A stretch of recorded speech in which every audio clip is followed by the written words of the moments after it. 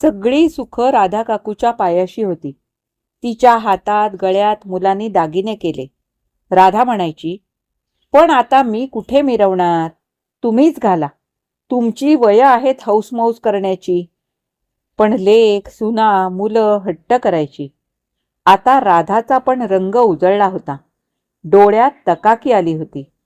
घरात जिथे असेल तिथे जमेल तेवढं काम आजही करत होती. मधून मधून दिलीप व ज्ञाना गावाला जाताना आईला बरोबर नेत. राधाला खूप बरं वाटे. हे इतके दिवस एकटे असतात. अजूनही रामभाऊंचं वास्तव्य गावच्या घरात आहे. आपण त्यांना सोडून आलो हा सल राधाच्या मनात असायचा. नमस्कार. स्टुडिओ संजीवनीमध्ये तुम्हा सगळ्यांचं पुन्हा एकदा मनःपूर्वक स्वागत. आज मी तुम्हाला अनघा देव यांची राधा काकू ही कथा वाचून दाखवणार आहे. आता आपण सुरुवात करू. माणूस म्हातारं होतं, पण मनातल्या चांगल्या वाईट आठवणी कधीच म्हाताऱ्या होत नाहीत. पूर्वी कधी ओटीदारी न येणाऱ्या राधाबाई आज ओटीदारी बसलेल्या होत्या. राधाबाईंच्या मनाची तंद्री लागली. कधीतरी कुणी लग्नमुंजीचे मुहूर्त विचारायला येत. त्या लोकांना दामूपंताने आवाज द्यायचा. कोण आलंय पाहायची मुभाही नव्हती. आज त्या निश्चिंतपणे ओटीदारी बसल्या होत्या. नातवंड खेळत होती. त्यांच्या गमती पाहत नकळत गत आयुष्याच्या आठवणी जाग्या झाल्या. माहेरची परिस्थिती यथातथाच. 4 बहिणी, 2 भाऊ, त्यात मी मोठी. वडिलांची शेती व ते 4 बुकं शिकले होते. वडील पत्रिका पाहत, लिखाणाची हिशोबाची कामं करत. जेवणाखाणाला ददात नव्हती. बहिणीच्या मुलीच्या लग्नाला मला बाबांनी पाठवलं. मला पाहून सोयरीक जुळली लग्नात तर बरंच होईल. बाबल्या म्हणजे अण्णाची पायताणं नको झिजायला. त्याचप्रमाणे झालं. मी आईबरोबर लग्नाला गेले. तिथे चाफेकर मंडळी मुलाकडून आली होती. लग्नाहून आम्ही घरी आल्यावर 4 दिवसांनी चाफेकरांची 4 मंडळी आमच्याकडे आली. अण्णा बोलत होते. आईनं कानोसा घेतला. कुणीतरी मंडळी आली आहेत, पण कोण ते कळलं नव्हतं. आई चहा टाक असं म्हणायची वाट पाहत होती. तसं तिनं चुलीवर आधणही चढवलं. पण अचानक अण्णा आत आले. तशी आई पुढे झाली. काय झालं, काय म्हणाले, राधा कुठं आहे? मी कपडे धुवायला नदीवर गेले होते, बरोबर सुमी व कुमीला घेऊन. बेबी लहान आई बरोबर लुडबुडत होती. आई म्हणाली, नदीवर गेलीये कपडे धुवायला. अण्णा म्हणाले, इतक्या उशिरा, जरा लवकर आटपायला काय झालं? आईला कळेना. अण्णांनी बेबीला हाकटलं. जा, राधेला बोलावून आण, असशील तशी ये म्हणावं. बेबी धावत सुटली. अण्णा आईला म्हणाले, वरसचे चाफेकर आलेत, त्यांच्या मुलासाठी राधेला विचारायला. परवा त्यांनी पाहिली आहे राधेला. आता येताना त्यांनी मुलाची पत्रिका आणली आहे. मी पाहिली, जुळते आहे. राधा आली की तयार करा जरा नीटनेटकी. व तुम्ही पण जरा आवरून घ्या. पोहे करा आणि चहा टाका. आईनं मान डोलवेपर्यंत बाबा ओटीवर पोचले देखील. आई उत्साहानं कामाला लागली. इकडे बेबी ओरडतच आली, राधाताई तुला अण्णाने लगेच बोलवलं आहे, चल लवकर, नाहीतर अण्णा चिडतील. मी परकराचा सोगा सोडला. परकराचा टोक हातात धरून धावत सुटले. मनात किती विचार आले. माझं काम काही राहिलं का? माझी काही चूक झाली असेल का? विचार करतच धावत धावत मी मागील दारी पोचले. आई म्हणाली, राधे ये पटकन घरात. मला समजलं नाही. आईनं एक शेपटा घालता घालता सगळं सांगितलं. धारवाडी खणाचं परकर पोलकं घाल आणि झुबे घाल नि चल लवकर. तोवर पाहुण्यांचे पोहे खाऊन झाले होते. मी चहा घेऊन गेले. चहा दिला व उभी होते. मुलाचे वडील म्हणाले, राधाबाई तुम्हाला वरस आवडलं का आमचं? मी मान डोलवली. स्वयंपाक करता येतो का? सारवण येतं ना? मी फक्त खाली मान घालून मान डोलवली. गाणं येतं का म्हणता? हो येतं. आईच्या तोंडात सतत रामाचं नाव असे. मी आई म्हणायची ते गाणं अनवधानानं म्हणाले. रामा रघुनंदना आश्रमातया कधी रे येशील. गाणं म्हणून झालं. सगळे हसले. मला कळलंच नाही. त्यावर सासरे म्हणाले, आता राम नाही यायचा हो, आम्ही सीतेलाच मठीत घेऊन जाणार. या शब्दानेच बाबा होकार आहे समजले. 4 दिवसाने बोलणी करायला येऊ. झालं. लग्न ठरलं. मी मुलगा पाहिलाच नाही, ना अण्णाने ना आईनं. अण्णाने नारळ व मुलगी देऊ असं सांगितलं. लग्न आमच्या घरीच करायचं ठरलं.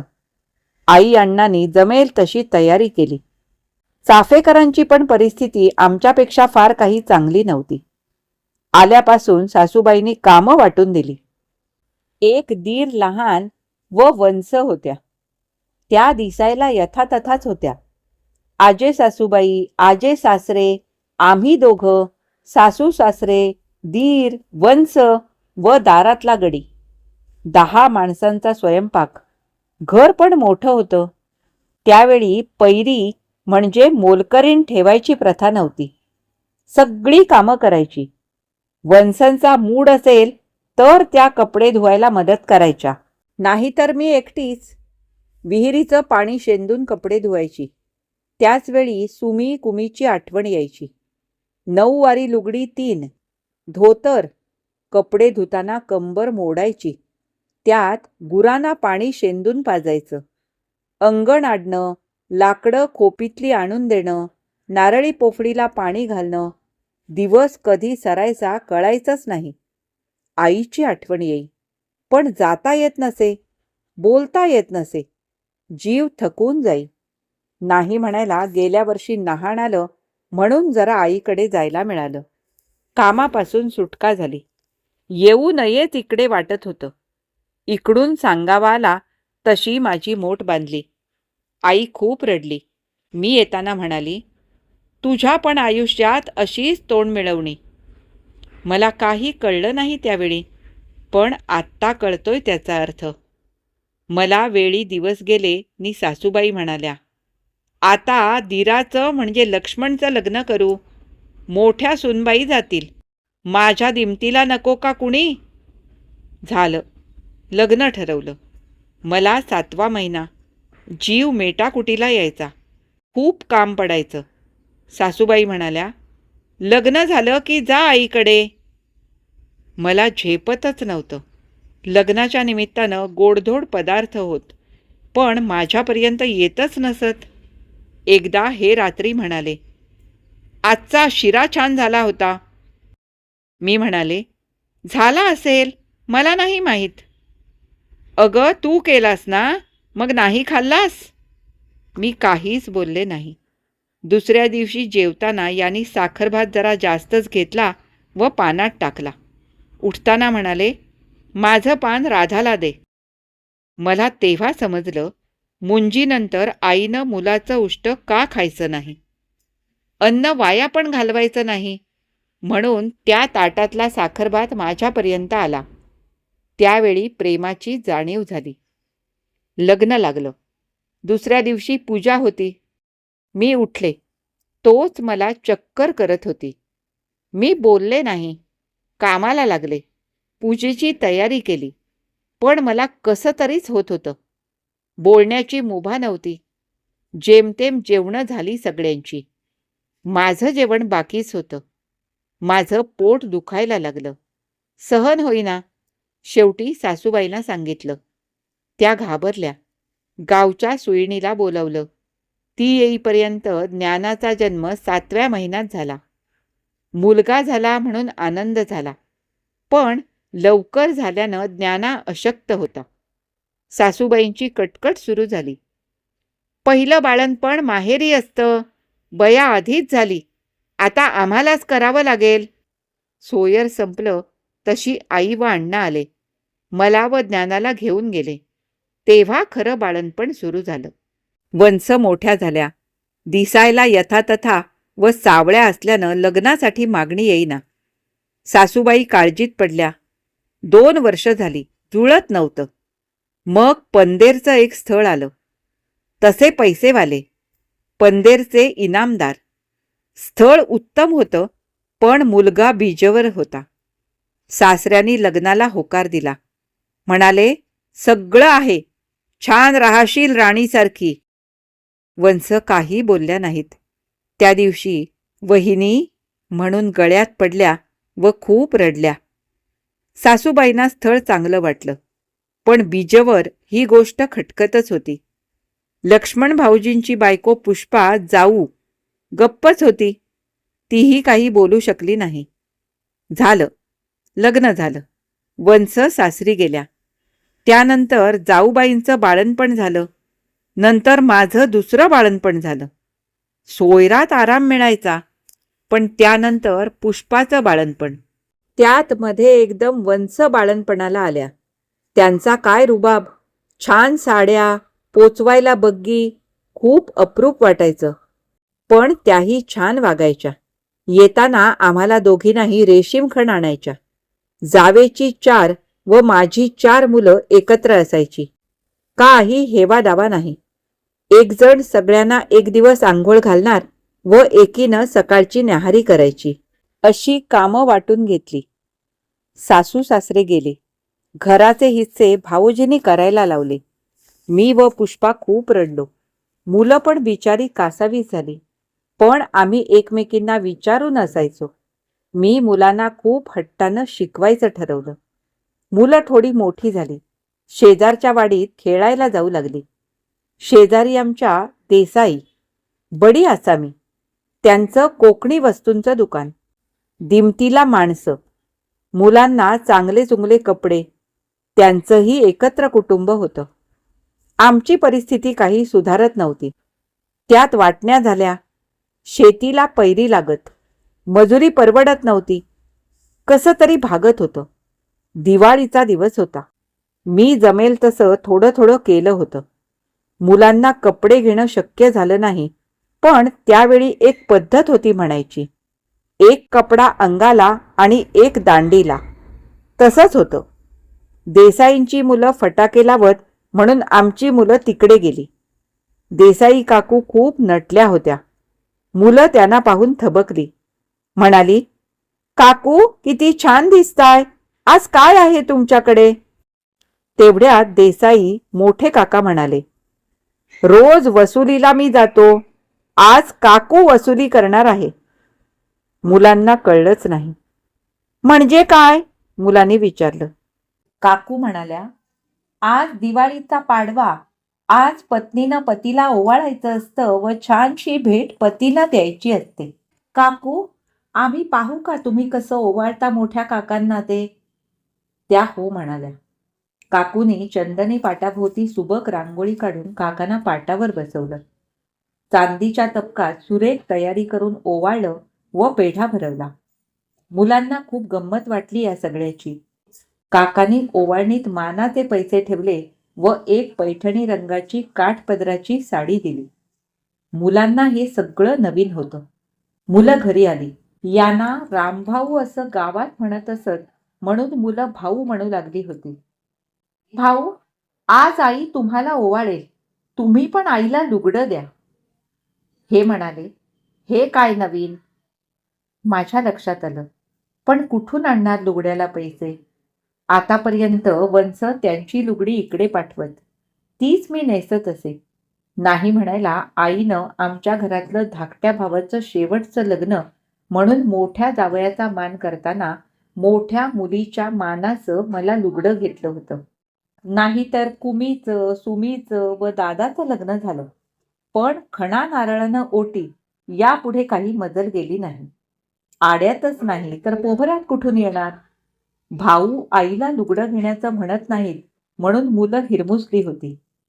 सणाचा दिवस म्हणून हे उठले, नारळ पाडले, सुपाऱ्या घेतल्या व वाण्याला देऊन दुकानातून 6 रुपयांचं लुगडं आणलं. गुपचूप येऊन म्हणाले, चला करा तयारी ओवाळायची. मी आश्चर्यचकित झाले.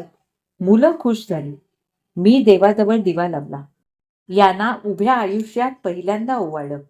याने मला हळूच पिशवीतून काढून लुगडं दिलं डाळिंबी रंगाचं.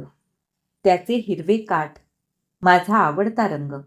कानात म्हणाले, नेसून तरी दाखवा. मी नेसले. सासूबाईंची नथ घातली, गळ्यात ठुशी घातली. मुलं येऊन बिलगली, आई किती छान दिसतेस, अगदी देसाई काकूंसारखी. हे पण हळूच कानापाशी येऊन म्हणाले, खरंच खूप छान दिसताय. ते माझं याने घेतलेलं पहिलं व शेवटचं लुगडं. पुढची दिवाळी काही यांनी पाहिली नाही. साधं तापाचं निमित्त झालं. डॉक्टरांकडे जा म्हणत होते, तर स्वभाव हट्टी नाही गेले. ताप खूप वाढला, डोक्यात गेला व तिथेच त्याने आमचा निरोप घेतला. कालांतरानं आई बाबा गेले. गावचं घर ओस पडलं. धाकटा भाऊ चांगला शिकला, तो मुंबईला गेला. कुमी इचलकरंजीला व सुमी पावसला. त्यांची परिस्थिती ठीक होती, पण त्या किती पुऱ्या पडणार. मग मीच ठरवलं, आपण कुणापुढे हात पसरायचे नाही. जमेल तेवढी शेती करायची. दुसऱ्यांकडे कामाला गेले की पैसे न घेता त्यांना विनंती करायची, माझ्या शेतात पण मला मदत करा. नारळी पोफळी स्वतः सोलून विकायच्या. देसाईंच्या कारखान्यात नोकरीला जायचं, पण मुलांना मात्र शिकवायचं. देसाई त्यांच्याकडे गरे कसे तळतात ते शिकले. मग फणस काढून गरे तळून ते मुंबईला भावांकडे विकायला पाठवे. तसं भाऊ ताईला मदत म्हणून दुकानात नेऊन देत किंवा बिल्डिंगमध्ये विकत. पापड, कुरडया करे, मसाला करून विके, अशी अनेक कामं केली. लोक म्हणत, मुलीला कशाला शिकवतेस, तिला कामाला लाव. पण तसं केलं नाही. 3 मुलांबरोबर मुलीला पण शिकवत होते. 3 मुलांच्या पाठीवर मुलगी झाली. नाकी डोळी छान, गोरी पान, घारी म्हणून जाऊबाईनं हौसेनं नाव सुरेखा ठेवलं. नावाप्रमाणेच सुरेख होती. गावात जोशांच्या वेणूचं लग्न होतं. आम्हालाही आमंत्रण आलं होतं.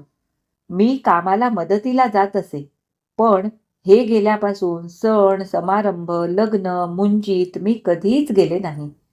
मुलांना पाठवत असे. वेणूच्या लग्नाला गावातल्या सगळ्या मुली जाणार होत्या.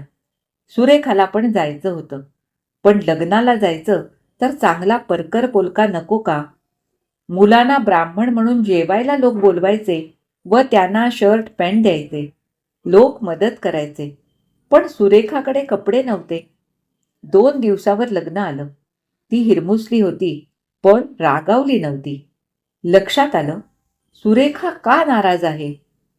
लग्नाचा दिवस उजाडला. सुरेखाला व मुलांना उठवलं. लग्नाला जायचं आहे ना. मुलं उठली. सुरेखा झोपून राहिली. मी नाही जाणार. का ग, राधानं विचारलं. नको, मी नाही जात.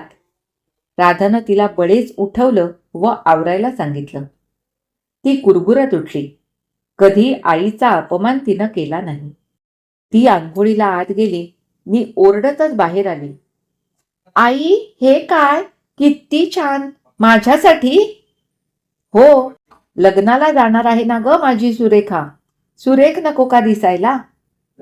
रामभाऊनी जाण्याआधी पाडव्याला आणलेल्या साडीचा शेजारच्या सखूकडून परकर पोलका शिवून घेतला होता. त्या बदल्यात सखूची काज बटणं 6 महिने करून द्यायची होती. सुरेखा म्हणाली, आई का तुझं हे लुगडं फाडलंस. सखूनं पण छान घेरदार परकर शिवला होता. सुरेखा परकर पोलका घालून बाहेर आली. नक्षत्रासारखी लेक दिसत होती. तिची वेणी घातली, ठुशी तिला घातली, झुबे घातले. तिला म्हणाले, आज पहिली दृष्ट काढते तू आल्यावर. वाटेवरचा वाटसरू पण सहज घेऊन जाईल माझ्या लेकीला. सुरेखा लाजली. काहीतरी काय ग आई, म्हणत मुलं लग्नाला पळाली. परकर शिवून उरलेलं लुगडं छातीशी धरून म्हणाले, हे मात्र मी जपणार आहे, तुमची आठवण म्हणून.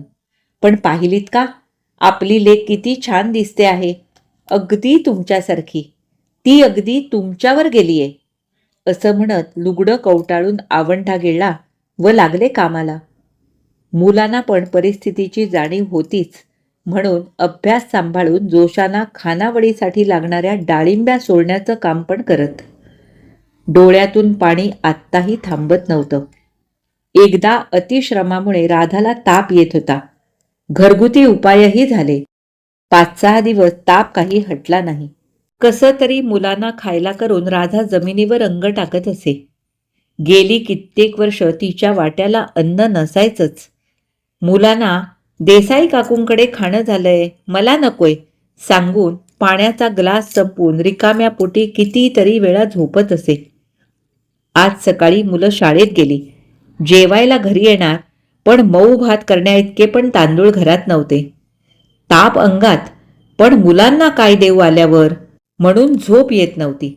होते ते तांदूळ वैरले तिनं, पण मन मात्र खट्टू. हा ताप पण निघत नाही. 11 वाजत आले. 1 वाजता मुलं येतील. डोकं दुखायला लागलं. विचारानं ताप वाढत होता. घेरी येत होती. चुलीची धग सहन होत नव्हती. देवा, काय रे, काय नशिबी आणलंस रे माझ्या. मुलं दिली सोन्यासारखी, मग मोत्याचा घास द्यायला का रे मागे झालास. तेवढ्यात देसाई काकू आल्या. दरवाजा लोटलाच होता. हाक मारत होत्या. राधा काकू, अहो निजलात का हो. आले म्हणेपर्यंत काकू दरवाजा लोटून आत आल्या. मग सुरेखाला शाळेत जाताना विचारलं, आई का येत नाही गेले 5-6 दिवस. तेव्हा ती म्हणाली, आईला ताप येतोय म्हणून आले हो बघायला. राधाकडे बघताच त्या एकदम चिंतेनं बोलल्या, अगं राधा, काय हे करून घेतलंस. किती ताप आहे, किती वाढलीस. अगं इतकं का परकं समजतेस मला, बोलायचंच तरी. एवढं म्हणेपर्यंत राधा कोसळलीच खाली. देसाई काकूंनी डॉक्टरांना आणलं. त्यांच्या लक्षात आलं जेवण काही नाही. जेवण दिलं व राधाला कॉफी आणून दिली. ती कॉफी पिऊन राधाच्या चेहऱ्यावर टवटवी आली. देसाई काकूंना बरं वाटलं. म्हणाल्या, 2 दिवस आराम कर, मी जेवण पाठवीन तुला. मुलं माझ्याकडेच जेवतील. कशाला उगाच, राधा म्हणाली. पण त्या काही तिचं ऐकणार नव्हत्याच. मुलं आली, जेवली, पण ज्ञाना आला नाही. राधानं विचारलं, काय रे मुलांनो, ज्ञाना कुठे आहे. तेव्हा रडत सुरेखा म्हणाली, आज ज्ञानादादा शाळेतच नाही गेला. आज चाचणी परीक्षा होती. शेवटचा भूगोलाचा पेपर होता, पण तो पेपरला गेलाच नाही. राधा खूप चिडली. तिला राग सहन होईना. औषधामुळे व पोटात अन्न गेल्यानं झोप आली. मुलांना म्हणाली, दादाला शोधा. पण तिला ताकदच नव्हती. तिला झोप लागली. जाग आली तेव्हा काळोख पडला होता. पाहते तर ज्ञाना जवळ बसला होता. अचानक आठवलं, नी ताकदीनिशी उठली. जवळ धुणं वाळत घालण्याची काठी होती, ती हातात घेऊन ज्ञानाला मारू लागली. माझ्या कष्टाचं फळ दिलंस. तू मोठा, तूच असा वागलास तर लहान भावंड काय करतील. जोरात आवाज ऐकून सुरेखा धावत आली. आई, आई थांब, दादाला मारू नकोस. ती आत गेली. तांदूळ, डाळ, तेल व काही पैसे घेऊन आली. हे बघ दादानं काय आणलंय. ते पाहून ती अजूनच चिडली. कुठून आणलंस हे सगळं सांग. सुरेखानं काठी धरली. ती काठी सुरेखाला बसली. ती जोरात ओरडली, आई आई ग. राधा भानावर आली. सुरेखा रडत सांगत होती, अगं दादाचं म्हणणं तरी ऐक ग. ज्ञाना मार खात होता. हू का चू करत नव्हता. त्याला म्हणाली, बोलती का बंद झाली, बोल, अरे बोल. तो शांतपणे म्हणाला, आई मी चुकलो ग, तुला नाही सांगू शकलो, माफ कर मला. पण काल रात्री मी पाहिलं होतं. उद्या जेवणासाठी घरात मूठभर तांदळाशिवाय काहीच नव्हतं. मग मी सडकेचं काम सुरू आहे त्या मुकादमाकडे गेलो. त्याला मला काम देण्याविषयी विचारलं. तो म्हणाला, तू काय ही कामं करणार.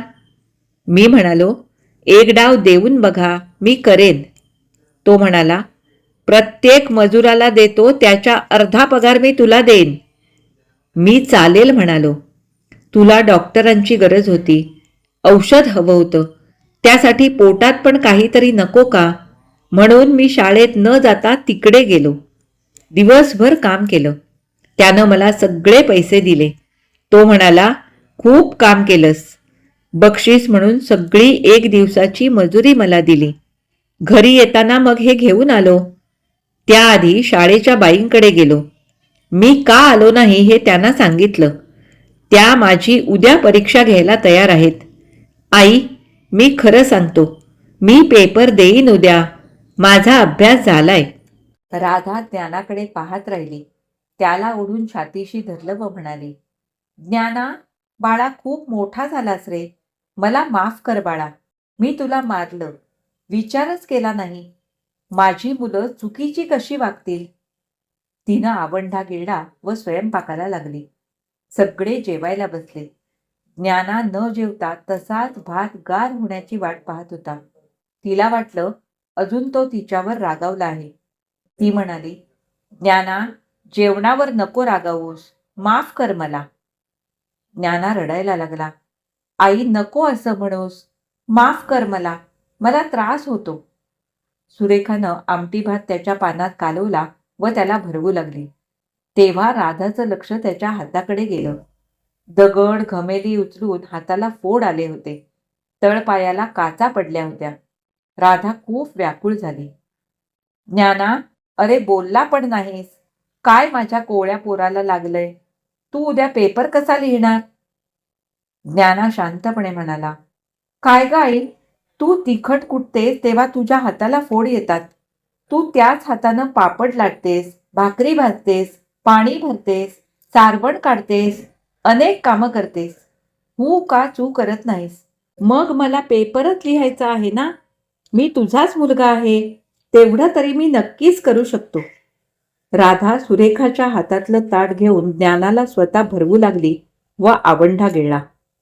राधाच्या वंश वर्षाकाठी यायच्या माहेरपणाला, पण जाऊबाईंकडे राहायच्या. राधा घरात असली की गप्पा मारायला यायच्या. राधाकडे खायची वानवा म्हणून ती पुष्पाकडे उतरत असे. येताना लाडू, वड्या, खाऊ व राधाला तिची मऊ लुगडी व तिची मुलगी सुरेखापेक्षा वर्षानं मोठी म्हणून तिचे पण कपडे सुरेखाला देत. त्या जुन्या कपड्यात सुद्धा सुरेखा सुरेख दिसत असे. वंश आल्या की मुलं खुश असायची. त्यांना खाऊ मिळायचा. जाताना हातात पैसे द्यायच्या. मुलं शिकत आहेत, घर खर्च आहे, ठेव तुला. पण राधा नको म्हणायची. पण कधी कधी त्या पुस्तकं, शाळेचे कपडे घेऊन यायच्या. त्या श्रीमंत होत्या तरी गर्व नव्हता त्यांना. राधालाही सुखदुःखाचे शब्द बोलायला हक्काचं माणूस मिळे. ज्ञानानंतरचा दिलीप व सुहास व नंतर सुरेखा. सगळी मुलं हुशार. पहिला नंबर सोडायची नाहीत. सुहास फारच हुशार होता. त्याचं अभ्यासाव्यतिरिक्त कुठं लक्ष नसे. तो फार बोलायचा नाही. त्याला बाईंनीच फी भरून स्कॉलरशिपला बसवलं. सुहास मन लावून अभ्यास करे. त्याचा अभ्यास बाईच घेत. त्याची चित्रकला पण छान होती. स्कॉलरशिपचा निकाल लागला. सुहास रत्नागिरीमधून पहिला आला होता. गावात त्याचा सत्कार झाला. त्याचा पेपरात फोटो आला. तो पेपर घेऊन देसाई काकू घरी आल्या. राधाला फोटो दाखवला. सुहासला पेढे दिले व बक्षिसाचं पाकिटही. राधाचा आनंद गगनात मावत नव्हता. पेटीतून नवऱ्यानं घेतलेलं लुगडं काढलं. उराशी घट्ट धरलं व म्हणाली, पाहिलं, सुहासला स्कॉलरशिप मिळाली.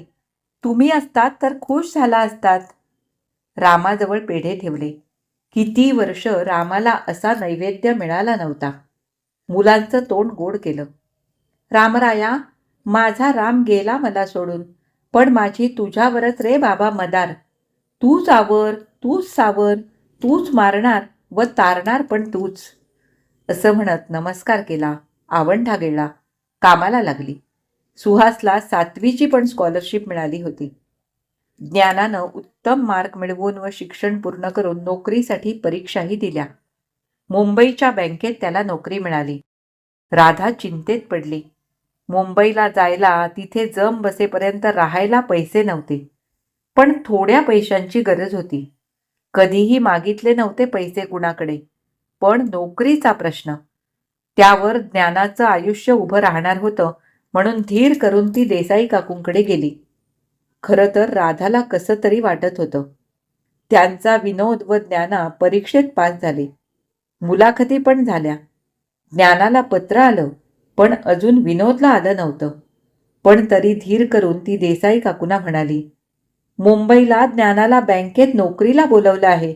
माझ्याकडे थोडे पैसे आहेत साठवलेले, पण थोडे कमी. जास्त पैसे हवेत.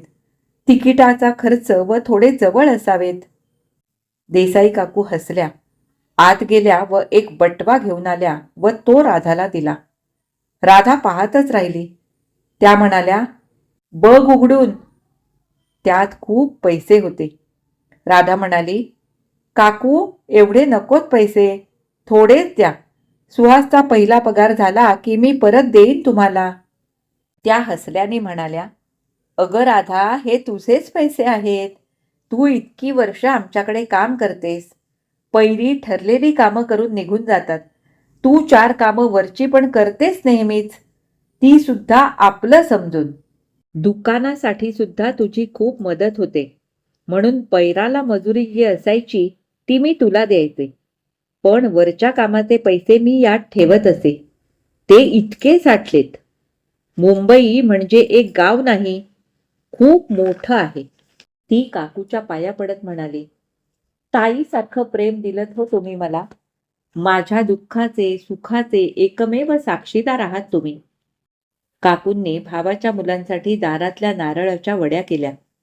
थोडे पापड, चिकवड्या व गावचे तांदूळ भरून दिले. ज्ञाना दूर जाणार होता. राधानं रात्री पेटीतलं लुगडं काढलं, छातीशी घट्ट धरलं व म्हणाली, पाहिलं, ज्ञाना उद्या मुंबईला जाणार आहे. बँकेत नोकरी लागली त्याला. असं म्हणून डोळ्यातून पाणी वाहू लागलं. तेवढ्यात सुरेखा आली. आई, दादाची पिशवी भरून झाली. राधानं आवंढा गिळला व म्हणाली, हो ना, भरलंच ना सगळं. उद्या सकाळी 4 घावन घालून देईल त्याला वाटेत खायला. कधी पोचेल? कधीच गेला नाही मुंबईला. कळेल ना त्याला. सुरेखा म्हणाली, आई, किती काळजी करतेस. दादा जाईल मामाकडे नीट. मग मामा जाईल त्याला त्याच्या बँकेत घेऊन. झोप आता. उद्या सकाळची गाडी आहे. लवकर उठायचं आहे. ज्ञाना निघाला.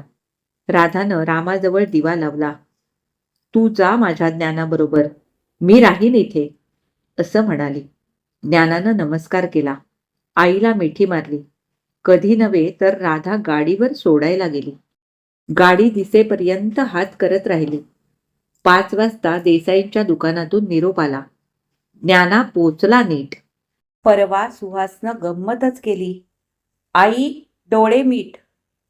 काय हे नवीन भैताडासारखं? सुहास म्हणाला, मीट ना. मी डोळे मिटले व तिला म्हणाला, उघड डोळे. राधानं डोळे उघडले नि पाहतच राहिली. खरं का खोटं काही कळतच नव्हतं. डोळ्यातून पाणी यायला लागलं. कातर झाली. सुहास, हे काय? हे तुझ्याकडे कसं आलं? सुहास म्हणाला, नाही आई, मी हे चित्र काढलं. मला भाऊ आठवतात तसे. कसं आहे? राधा म्हणाली, अरे सुहास, हुबेहूब हे असेच दिसायचे. किती छान काढलंस रे चित्र. कितीतरी वेळ त्या चित्राकडे राधा तसंच पाहत राहिली. सुहासनं कसली फॉरेनला जायची परीक्षा दिली. त्यात तो पास झाला.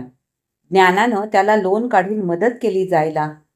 त्यावेळी लेकरू इतक्या लांब जाणार म्हणून राधाचा जीव तुटतच होता. दिलीप इंजिनियर झाला. तो पुण्याला. हल्ली राधा फक्त देसाई यांच्याकडे जात असे. तसं ज्ञाना त्यांना पैसे पाठवत असे. पण ती म्हणायची, माझ्या संसाराचा भार ज्ञानावर कशाला? आता त्याचा संसार त्यानं मांडावा. सुरेखा BSc B.Ed झाली. ज्ञाना तिला म्हणाला, तू इकडेच ये आईला घेऊन. इकडे नोकरी शोधू तुला. सहज नोकरी मिळेल. राधा नकोच म्हणत होती, पण मुलं तिला एकटीला ठेवायला तयार नाहीत. मग काय करणार? देसाई काकूनी समजूत काढली. पुरे आता. मुलं सोन्यासारखी आहेत. बोलावत आहेत तर मग जा. राधाला आठवलं, पाय निघत नव्हता. या घरापासून दूर म्हणजे यांच्यापासून दूर. त्यांना इथे इकडे टाकून कशी जाऊ? रात्रभर झोप आली नाही. पहाटे डोळा लागला. हे कधी नव्हे ते स्वप्नात आले. म्हणाले, राधे, खूप केलंस तू घरासाठी, संसारासाठी, मुलांसाठी. आता मुलं काही करू पाहत आहेत तर करू देत ग त्यांना. तुझे कष्ट संपतील, मलाही बरं वाटेल. जा तू, मी आहे तुझ्यासोबत सतत. निघताना सुहासनं काढलेला फोटो व ट्रंकेतलं लुगडं घ्यायला ती विसरली नाही. देसाई काकू, मुलं सगळे रडले ती जाणार म्हणून. सुरेखाला कळत होतं, पण ती काही बोलली नाही. गाडीवर ज्ञाना घ्यायला आला. आयुष्यात पहिलाच प्रवास इतक्या लांब. मग टॅक्सीत पहिल्यांदा बसली. ज्ञानाच्या घरी आली. छान सजवलं होतं घर. गॅसची सवय नव्हती. हळूहळू झाली. मग डबा करून देऊ लागली. ज्ञानाच्या ऑफिसमधले खूप खुश होते. ज्ञानाचा डबा रोज तेच खात. इकडे सुरेखा नोकरीसाठी मुलाखती देत होती. 5-6 मुलाखती झाल्या, पण अजून कोणी बोलावलं नव्हतं. आज अचानक पोस्टमन तार घेऊन आला. सांताक्रूजच्या शाळेत नोकरी मिळाली. एक दिवस शनिवारी दुपारी ज्ञानाबरोबर एक मुलगी आली. ज्ञाना म्हणाला, आई, ही माझ्याच बँकेतली सुलभा. हिला तुझ्या हातचा स्वयंपाक खूप आवडतो. तिला तुला भेटायचं होतं म्हणून आली आहे. सुलभा 4 चौघींसारखी होती, पण स्वभाव छान वाटला. खूप बोलत होती. राधानं खायला पोहे केले, चहा केला. लगेच ती मदत करू लागली. ती गेल्यावर राधा ज्ञानाला म्हणाली, मुलगी छान आहे, मला आवडली. तुझ्या मनात असेल तर लग्न करायला हरकत नाही. ज्ञाना हसला. राधानं ओळखलं. बोलणी झाली, लग्न झालं. खूप हुशार व मनमिळावू कामसू मुलगी होती. ऑफिसमधून आल्यावर पण काम करत असे. सुरेखाचं व तिचं छान पटलं होतं. दिलीपचं पण लग्न झालं. तिच्या पायगुणानं ज्ञानाला मुलगा झाला. एक दिवस सुरेखाच्या शाळेतले काळे हेडमास्टर घरी आले व तिला म्हणाले, माझा मुलगा फॉरेनला असतो. तो परवा आला. शाळेला आला की व्हिजिट देतो. तसा नेहमीच काल शाळेत आला व त्यांनी सुरेखाला पाहिलं. त्याला ती खूप आवडली आहे. 15 दिवसांनी तो परत जाणार आहे. शक्य असेल तर लग्न करूनच सुरेखाला घेऊन जाईल. या लग्नाला पण राधानं बहिणी सुमी, कुमी, दादा, भाऊ, पुष्पा, भाऊजी, देसाई काकू सगळ्यांना बोलावलं. ज्ञानाचं लग्न पुष्पा व भाऊजींनीच लावलं होतं व दिलीपचं लग्न ज्ञानानं व सुलभानं लावलं. यावेळी दिलीप व त्याची बायको यांनी सुरेखाचं लग्न लावायची जबाबदारी घेतली. सगळे लग्नाला आले. सुहास आदल्या दिवशी आला. काळेंनी लग्नात काही खर्च करू दिला नाही. सुरेखा सून मिळाली म्हणून ते खुश होते.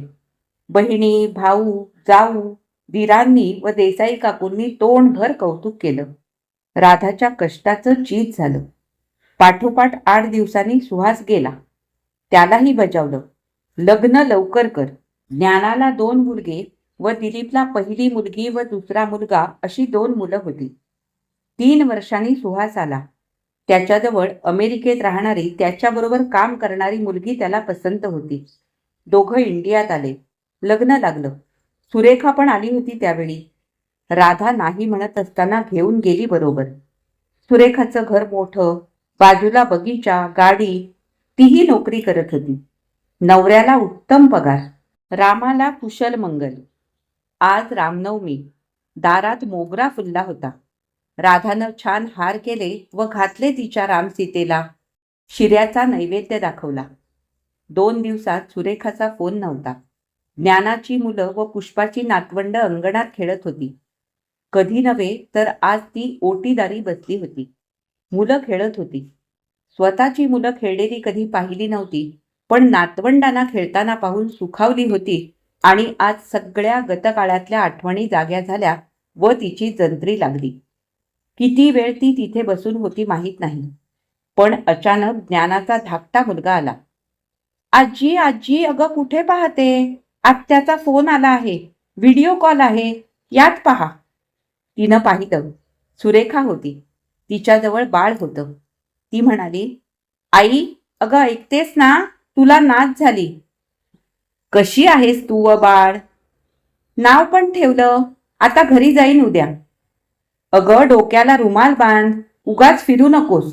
काळजी घे. तिथे कोण मिळेल तेल मालिशला? अगं आई, इथे त्याची काही गरज नाही. तू काळजी करू नकोस, सगळं छान आहे. तुझा राम पावला तुला.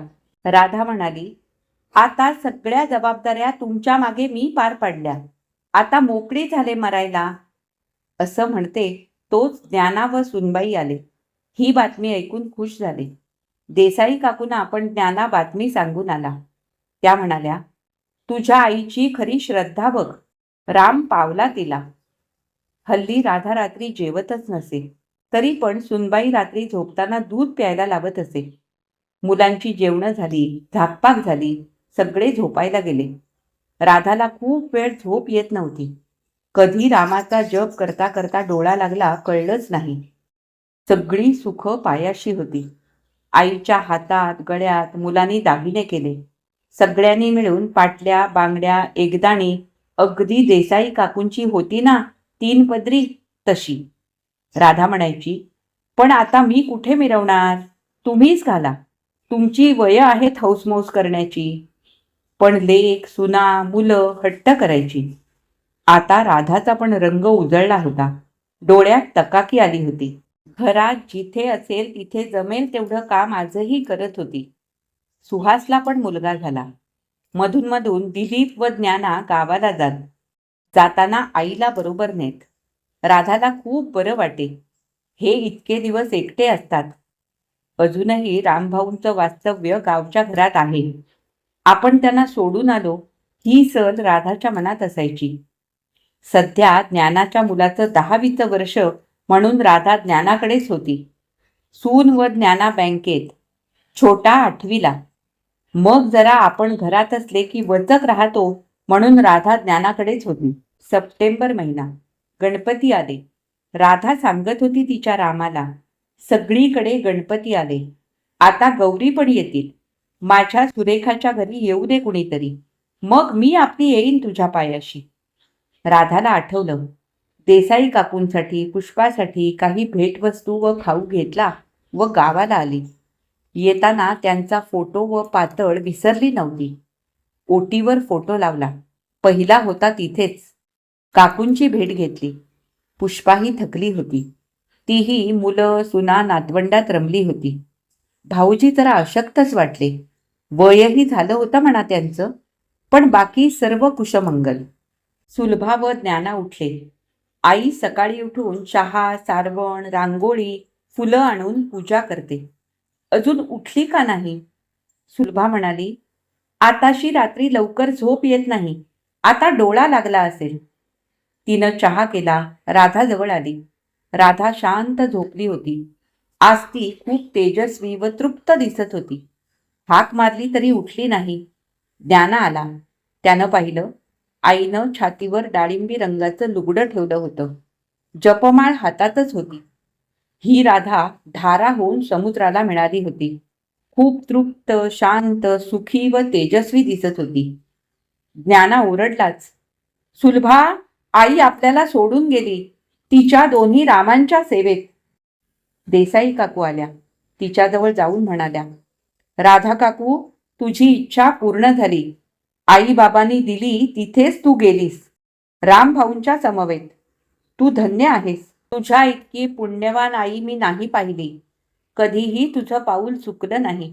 कधी कुणाला दुखावलं नाहीस, रडत बसली नाहीस. निरंतर तुझं कर्तव्य कष्टानं करत राहिलीस. कृष्णावर प्रेम करणारी राधा मी ऐकली आहे. रामभाऊंवर प्रेम करणारी तू राधा वेगळीच होतीस हं. तू खरी पतिव्रता. जी पतीच्या मागे सगळी कर्तव्य निभावते तीच खरी पतिव्रता. देसाई काकूंना हुंका आवरेना. त्या जड पावलांनी राधाला नमस्कार करून निघून गेल्या. ही कथा इथेच संपली. आज मी वाचलेली अनघा देव यांची राधा काकू ही कथा तुम्हाला कशी वाटली हे मला कमेंट करून अवश्य कळवा. आवडली असेल तर लाईक करा, शेअर करा. माझ्या चॅनलवर नवीन असाल तर माझ्या चॅनलला सबस्क्राईब करा आणि सोबतचं बेल आयकॉन दाबून ऑल या बटनावर क्लिक करा. त्यामुळे माझे येणारे नवीन नवीन व्हिडिओज, त्याचप्रमाणे माझे आधीचे व्हिडिओज सुद्धा तुम्हाला ऐकायला मिळतील. आता आपण पुन्हा भेटू अशाच एखाद्या छानशा कथा वाचनासाठी. तोपर्यंत मी तुमचा निरोप घेते. धन्यवाद.